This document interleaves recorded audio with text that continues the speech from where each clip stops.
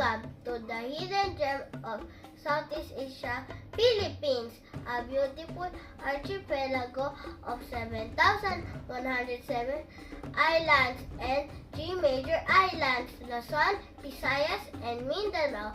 The Philippines is a land of color and heart, from the roasting of lechon baboy at Pesta to the fun on Masagang Palayok. Our culture shines in joy and respect to elders as manong po. Our past tradition in our everyday life, we honor our past traditional dress, the tena, Bayong Tagalog, the Bayot Saya, symbol of pride and heritage. Music and culture.